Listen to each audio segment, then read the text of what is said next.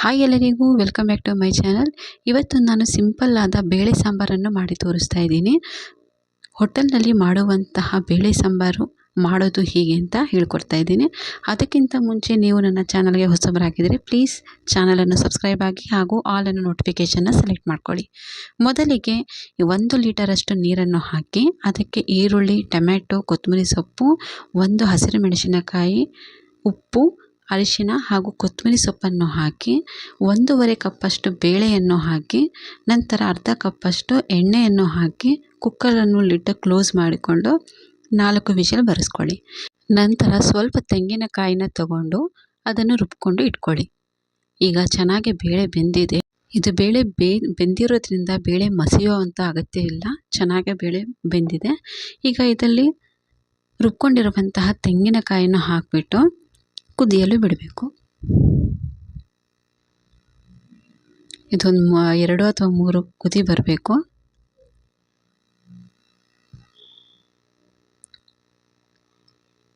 ನಂತರ ಇದಕ್ಕೆ ಸ್ವಲ್ಪ ಹುಣಸೆ ಹಣ್ಣಿನ ರಸ ಹಾಕಬೇಕಂದ್ರೆ ಹಾಕ್ಬೋದು, ಇಲ್ಲಾಂದರೆ ಸ್ಕಿಪ್ ಮಾಡಬಹುದು. ನಾನು ಇದರಲ್ಲಿ ಹಾಕ್ತಾ ಇಲ್ಲ. ಈಗ ಒಗ್ಗರಣೆಗೆ ಒಂದು ತಪ್ಪಲೆಯಲ್ಲಿ ಸ್ವಲ್ಪ ಆಯಿಲನ್ನು ಹಾಕಿ ಅದಕ್ಕೆ ಸಾಸಿವೆ, ಜೀರಿಗೆ ಒಗ್ಗರಣೆ ಕೊಡಿ. ಹಾಗೆ ಇದಕ್ಕೆ ಹಸಿರು ಮೆಣಸಿನಕಾಯಿ ಉದ್ದಕ್ಕೆ ಕತ್ತರಿಸ್ಕೊಂಡಿರುವಂತಹ ಒಂದು 3ರಿಂದ 4 ಹಸಿರು ಮೆಣಸಿನಕಾಯಿನ ಹಾಕ್ತಾ ಇದ್ದೀನಿ. ನಿಮಗೆ ಎಷ್ಟು ಖಾರ ಬೇಕೋ ನೋಡಿಕೊಂಡು ನೀವು ಹಾಕ್ಕೊಬೋದು. ನಂತರ ಇದಕ್ಕೆ ಜಜ್ಜಿದ ಬೆಳ್ಳುಳ್ಳಿಯನ್ನು ಸಹ ಹಾಕಿಬಿಟ್ಟು ಕೆಂಪಗೆ ಹುರ್ಕೊಬೇಕು.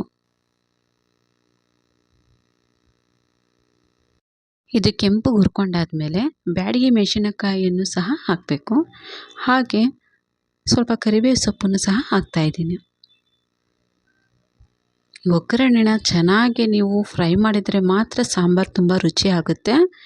ಒಗ್ಗರಣೆ ಕೊಡುವಾಗ ಮಾತ್ರ ತುಂಬ ಹುಷಾರಾಗಿ ಮಾಡಬೇಕು, ಇಲ್ಲಾಂದರೆ ಸಾಂಬಾರೇ ಕೆಟ್ಟೋಗುತ್ತೆ. ನಡುವೆ ಚೆನ್ನಾಗಿ ಫ್ರೈ ಆಗಿದೆ. ಇವಾಗ ಇದಕ್ಕೆ ಅರ್ಧ ಚಮಚದಷ್ಟು ಕಾಳು ಮೆಣಸಿನ ಪುಡಿನ ಹಾಕ್ತಾ ಇದ್ದೀನಿ. ಕೊನೆಯದಾಗಿ ಅರ್ಧ ಚಮಚ ಕಾಳು ಮೆಣಸಿನ ಪುಡಿನ ಹಾಕ್ತಾ ಇದ್ದೀನಿ. ನೋಡಿ, ಈಗ 1 ಸೌಟಿನಷ್ಟು ಸಾಂಬಾರನ್ನು ಹಾಕಿಬಿಟ್ಟು ತಟ್ಟೆ ಕ್ಲೋಸ್ ಮಾಡ್ತಾ ಇದ್ದೀನಿ. ತಟ್ಟೆ ಕ್ಲೋಸ್ ಮಾಡೋದ್ರಿಂದ ಅದರಲ್ಲಿರುವಂತಹ ಘಮ, ಪರಿಮಳ ಏನಿದೆ ಅದು ಒಳಗೆ ಇರುತ್ತೆ. ತುಂಬಾ ಚೆನ್ನಾಗಿರುತ್ತೆ. ನೀವು ಸಹ ಟ್ರೈ ಮಾಡಿ ಹಾಗೂ ಹೇಗಿತ್ತು ಅಂತ ಕಮೆಂಟ್ ಮಾಡಿ ಹೇಳಿ. ಹಾಗೂ ಈ ವಿಡಿಯೋನ ಫುಲ್ ವಾಚ್ ಮಾಡಿದ್ದಕ್ಕೆ ಧನ್ಯವಾದಗಳು. ಈ ಸಾಂಬಾರನ್ನು ನೀವು ಅನ್ನದ ಜೊತೆ ತಿನ್ಬೋದು. ಬಿಸಿ ಅನ್ನದ ಜೊತೆ ತುಪ್ಪ ಹಾಕ್ಕೊಂಡು ತಿಂತಾ ಇದ್ದರೆ ಅದರ ಮಜಾನೇ ಬೇರೆ. ಹಾಗೆ ಬೋಂಡಾ ಸೂಪ್ ಮಾಡುವಾಗಲೂ ಸಹ ಈ ಸಾಂಬಾರು ಯೂಸ್ ಆಗುತ್ತೆ. ನೀವು ಉದ್ದಿನ ವಡೆ ಥರ ಮಾಡಿಕೊಂಡು ಇದಕ್ಕೆ ಈ ಸಾಂಬಾರು ಯೂಸ್ ಮಾಡಬಹುದು. ಹಾಗೆ ಇದನ್ನು ಇಡ್ಲಿ ಜೊತೆನೂ ಸಹ ಸವಿಬಹುದು. ತುಂಬಾ ಚೆನ್ನಾಗಿರುತ್ತೆ. Thank you.